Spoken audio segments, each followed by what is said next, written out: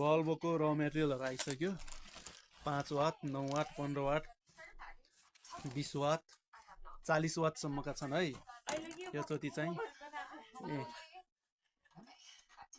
40 वाटको बल्ब हो। यो एकदमै ठुलो छ। यसको माथिको डिफ्युजर चाहिँ यो हो, एकदमै ठुलो छ। सामान त कति हो कति यस्तो आउँछ है डिओबी प्लेट। कसैलाई बल्बहरू मर्मत गर्नु पर्यो भने पनि सम्झनु होला। यो मर्मत गर्नलाई ग्लुहरू, हाम्रो कभर यता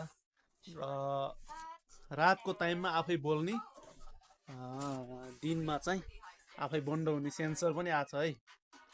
सेन्सर राति चाहिँ आफै अन गरिदिने अटोमेटिक।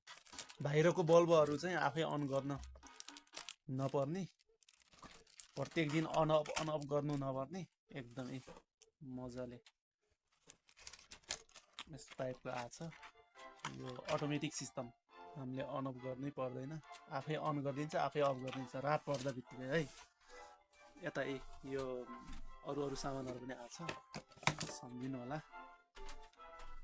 बल्ब चाहिँ फुल्ली फालाफाल छ है, जसरी पनि सम्झिनु होला। बल्बको र मेटेरियलहरू आइसक्यो। 5 वाट, 9 वाट, 15 वाट, 20 वाट, 40 वाटसम्मका छन् है। यो चोटि चाहिँ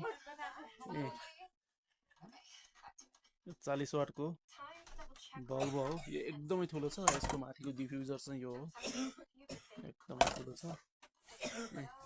सामान त कति हो कति यस्तो आउँछ है डिओबी प्लेट। कसैलाई बल्बहरू मर्मत गर्नु पर्यो भने पनि सम्झनु होला। यो मर्मत गर्नलाई ग्लुहरू, हाम्रो कभर यता रातको टाइममा आफै बोल्ने, दिनमा चाहिँ आफै बन्द हुने सेन्सर पनि आएको छ है। सेन्सर राति चाहिँ आफै अन गरिदिने अटोमेटिक। बाहिरको बल्बहरू चाहिँ आफै अन गर्न नपर्ने, प्रत्येक दिन अन अफ गर्नु नपर्ने, एकदमै मजाले यस टाइपको आएको छ। यो अटोमेटिक सिस्टम, हामीले अन अफ गर्नै पर्दैन, आफै अन गरिदिन्छ आफै अफ गरिदिन्छ रात पर्दा बित्तिकै है।